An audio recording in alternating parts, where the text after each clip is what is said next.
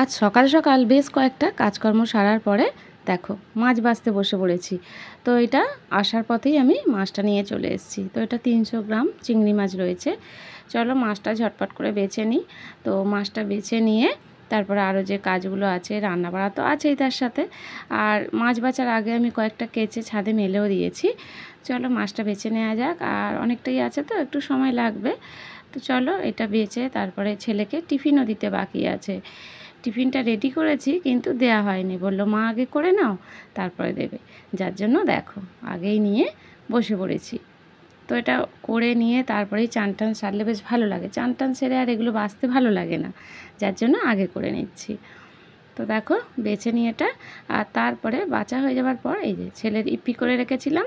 ছেলে চান টান করে ঠাকুর পুজো করা হয়ে গেছে, তারপরেও এই যে শুয়ে পড়েছিল দেখো। তো ওকে ইপিটা দিয়ে দিলাম, ওই ইপিটা খাক। ততক্ষণে আমি ঝটপট করে চানটা সেরে আসি, না চান সেরে ওকে দিতে গেলে অনেকটাই দেরি হয়ে যাবে। তো দেখো চানটাও সারা হয়ে গেছে। চলো তোমাদের গুড মর্নিংটাও জানিয়ে দিই। গুড মর্নিং, তোমরা কেমন আছো? আশা করি তোমরা সকলেই ভালো আছো, আর আমিও ভালো আছি। তোমরা যে যেখান থেকেই হও না বা দেখো না কেন, পিঙ্কি ব্লগে তোমাদের সকলকে অনেক স্বাগত আর অনেক ভালোবাসা। তো পুরো ভিডিওটা দেখতে থাকো আর সঙ্গে থাকো।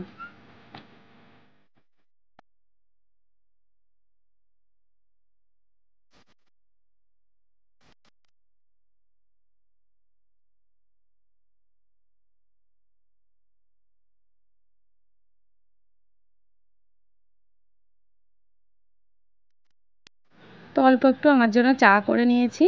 আর এই যে দেখো এটা কালকে রাতের আলু ভাজা ছিল। তো আলু ভাজা, মুড়ি আর এই যে চা। তো দুধ চা না হলে আমার তো ভালো লাগে না, এটা তো তোমরা জানোই যারা আমার ব্লগ দেখছো। তো তারা জানোই যে আমি দুধ চাই পছন্দ করি। আর চুলটাও এই যে একটু শুকিয়ে যাচ্ছে পাখার তলায়। আর চা খাচ্ছি, আর এইদিকে দেখো ছেলের টিফিন খাওয়া হয়ে গেছে। এই যে ছেলে একটু আঁকছে আর আমি এখানে বসে বসে টিফিন করছি। তো এই 10টা মিনিট হাতে সময় পাই যে বসে একটু শান্তি করে টিফিন খাবার। এক একদিন তো তাও হয়ে ওঠে না। তো যাই হোক চলো চানটা করলাম, ভাবলাম পাখার তলে একটু বসি, যতটুকুনি চুলটা ওই টিফিন খেতে খেতে শোকায় ততটুকুনি। আলু ভাজাটা অনেকটাই আছে, আর মুড়িটা না এইটুকুই ছিল। আর মুড়ি আজকে শেষ হয়ে গেছে, তোমাদের দাদাকে মুড়ি আনতে বলতে হবে। তো যা আছে চলো খেয়ে নিই, আর চাটাও খেয়ে নিই, তারপরে আবার রান্নার দিকে যাব, রান্নাটা চাপাবো। কেন বেলা এখন প্রায় 11:30 বাজতে যায়, ধরো আমি টিফিন করছি। তো চলো টিফিনটা করে নেওয়া যায়। এই যে আনাজ করতে বসবো, আর অনেকটা দেরি হয়ে যাবে, 11:30 বাজে। জানোই তো একটা জায়গা থেকে আসি। আর কী কী আনাজ এনেছি আজকে আনিনি, এর আগের দিন আনা হয়েছে। এর আগের দিন বলতে কালকে না, পরশু দিনকে। তো তোমাদের সাথে দেখানো হয়নি। চলো একবার ঝটপট করে দেখিয়ে দিই কী আনাজ এনেছি, তারপরে আনাজটা কেটে নেব। আর ভাতটা আমি বসিয়ে দিয়েছি আগে, ভাতটা ততক্ষণ হোক। আর প্রেসারে ডালটাও আমি বসিয়ে দেবো, ঝটপট করে হয়ে যাবে। আর এই যে দেখাচ্ছি তোমাদের, এই দেখো বাড়ির বৌদি এতগুলো নিম পাতা দিয়েছে, ওই সাইডে দিয়ে গেল। কি কে তো হাতে দিতে নেই বলে, যাই হোক আমি তো জানি না এগুলো। দেখো অনেকগুলো একেবারে কচি কচি নিম পাতা। তো আমি এটা খাই না, তোমাদের দাদা খান। তো এটা পরে সময় করে আমি গোছ করে এটা করবো, মানে ওই শুকনো কাঠখোলা এটা নেড়ে নেবো। তো যখন করবো তোমাদের দেখিয়ে দেবো। এখন সাইডে আপাতত দেখিয়ে দিচ্ছি এটা, বুঝেছো? এখন রান্নাটা সারতে হবে টাইমের মধ্যে, তারপরে এগুলো আমি ব্যবস্থা করবো পরে। চলো দেখিয়ে দিই কী এনেছি। এই দেখো এখানে এনেছি পেঁপে, দেখেছো ফ্রিজে রেখে দিয়েছিলাম, এরকম ভেজে ঘাম বেরোচ্ছে যেন মনে হচ্ছে। আর দুটো বাঁধাকপি। এখন বাঁধাকপিটা আনার কারণ হচ্ছে কেটে রাখবো। তো কেটে রাখবো, করবো না, যখন কাটবো হয় তোমাদের দেখাবো আমি। আর এই যে ঝিঙে এনেছি অনেকগুলো, যেহেতু গরমকাল পড়ছে। একটা ক্যাপসিকাম এনেছি, এটা একটু সবুজ ছিল জানো তো, দেখো লাল হয়ে গেছে, দুদিন ছিল। আর এই লেবুটার আমটা আজকে এনেছি, আর এই উচ্ছেটা, এই তিনটা আজকে আনা হয়েছে।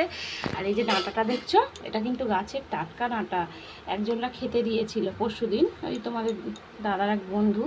তো কালকে যেহেতু ছেলের পরীক্ষা ছিল, ওটা তো করা হয়নি, বাড়িতে ছিলাম না। আর আজকেও হবে না মনে হচ্ছে, কালকে। আর আজকে এই যে ভাবছি মোচাটা করব। দেখো দুদিন আগে মোচাটা এনেছি, কীরকম হয়ে গেছে দেখছো, শুকনো শুকনো হয়ে যাচ্ছে। তো এই মোচাটা আমাকে করে ফেলতেই হবে আজকে। কালকে যেহেতু শনিবার, তো শনি মঙ্গলবার তো মোচা খাই না, যার জন্য করে ফেলবো। তো এই বাজারগুলোই রয়েছে, দেখি চলো ঝটপট করে রান্নাটা সারি।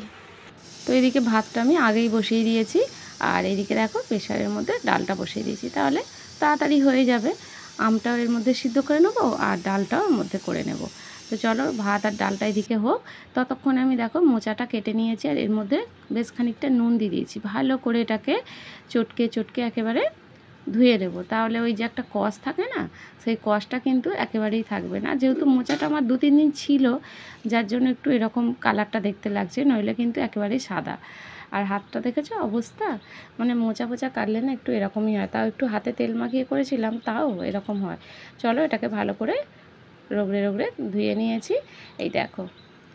তো ধোয়া হয়ে গেছে। আর কি কি কেটেছি মোচার জন্য, এই দেখো ছোট ছোট করে আলু কেটে নিয়েছি, মোচাও কাটা হয়ে গেছে, আলুও কাটা হয়ে গেছে, এখানে টমেটো কুচি আর একটু পেঁয়াজ কেটে নিয়েছি। আর এই যে মাছটাও বেছে ধুয়ে নিয়েছি ভালো করে পরিষ্কার করে। এখানে আদা রসুন বাটা তো আমার থাকেই। কড়ার মধ্যে তেল দিয়ে দিয়েছি দেখো, আর এই যে চিংড়ি মাছটা, চলো মাছটা দিয়ে দেবো।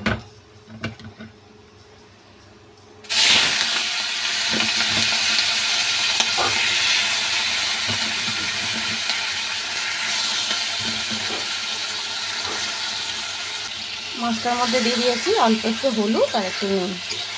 তাহলে ওটা ভাজা ভাজা হয়ে যায়।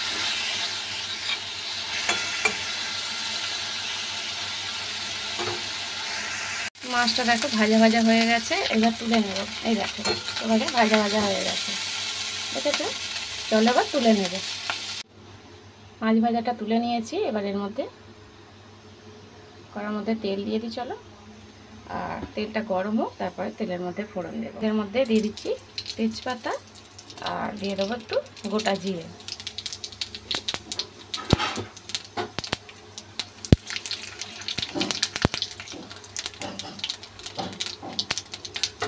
জিরেটা হয়ে গেছে, এবারে যে পেঁয়াজটা কুচিয়ে রেখেছিলাম সেটা দিয়ে দেবো।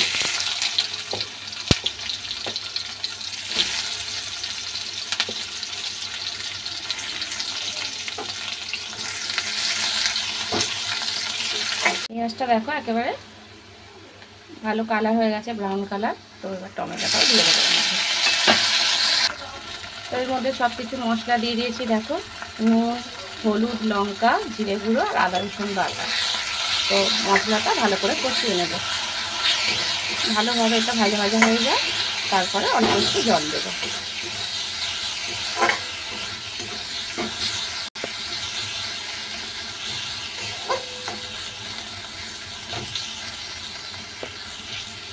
একটু জল দিয়েছি, দিয়ে ভালো করে মশলাটা কষিয়ে নিচ্ছি, তাহলে না মশলাটা পুড়ে যাবে না।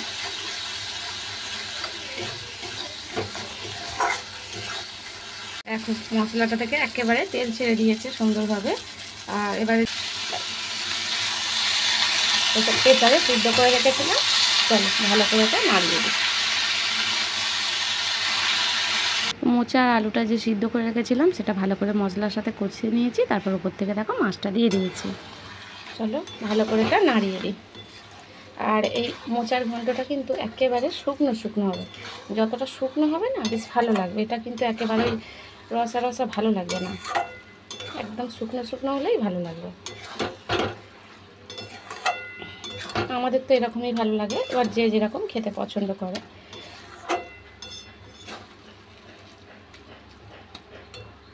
তো একেবারে রেডি হয়ে গেছে। আর ধনে পাতাটা ওটা নাও দিতে পারো, ওটা তো আমার পছন্দ বলে তাই দিয়েছি, ওটা এতে না দিলেও চলবে।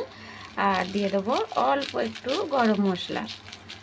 গরম মশলা এতে না দিলে মানে ভালো লাগবে না, তো গরম মশলা দিয়ে দিলাম। আর দিয়ে দেবো একটু ঘি, এই যে দেখো ওপর থেকে একটু ঘি দিয়ে দেব। তো ব্যাস মোচার ঘন্ট কিন্তু একেবারে রেডি হয়ে গেল। দেখেছো একেবারে শুকনো শুকনো হচ্ছে, তো ঘিটা ভালো করে মিশে যাক এর মধ্যে।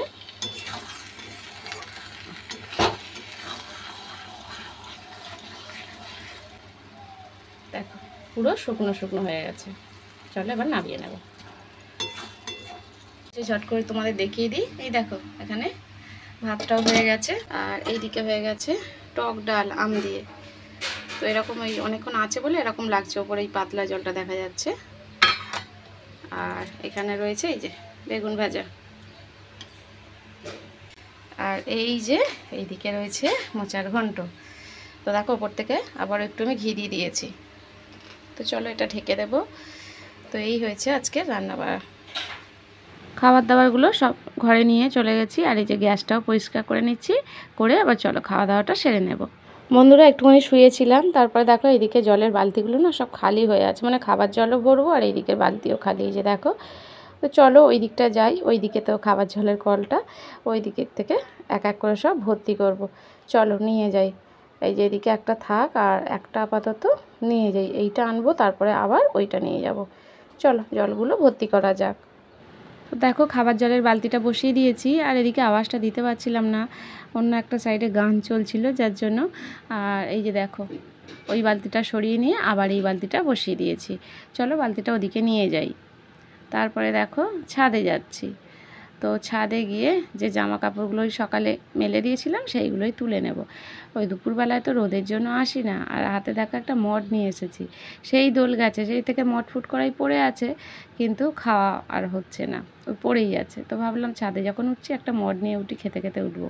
তো দেখো এটা হাতি, তো নানা রকম ডিজাইন থাকে, তো এটা হাতি ডিজাইন। চলো খাই আর এগুলো তুলি। আর এই যে এইদিকে গেঞ্জিটা দেখছো, কালকে তো ছেলে ওটা পরে পরীক্ষা দিতে গিয়েছিলো, আর এই গেঞ্জিগুলো আগের সব পরেছিল। তো এই দেখো এদিকেও নাইটি লুঙ্গি প্যান্ট রয়েছে। আর ছাদে বেশ ভালো হাওয়া দিচ্ছে জানো তো, এই টাইমটা ছাদে উঠলে না এই ঘরে একেবারে আর নামতে ইচ্ছা করে না নিচে, যে ঘরে আবার ঢুকে থাকি, মানে এতটা পরিমাণে ওই ছাদের গরম থাকে যেন মানে ছাদেই খানিকক্ষণ এখন সন্ধ্যা অবধি বসে থাকি। তো এত শক্ত দেখো, ভাঙতে পারছি না। যাই হোক শেষমেশ ভাঙলাম, ভেঙে খাচ্ছি। আর চলো নিচে যেতেই হবে, কেন তোমাদের দাদা আসবে, চা করব, দুজনেই চা খাবো, যার জন্য চা খেয়ে আবার ছাদে পরে বসা যাবে। চলো জামা কাপড়গুলো তুলে নেওয়া যাক। অল্পই একটু ছিল, সেরকম বেশি আজকে ছিল না।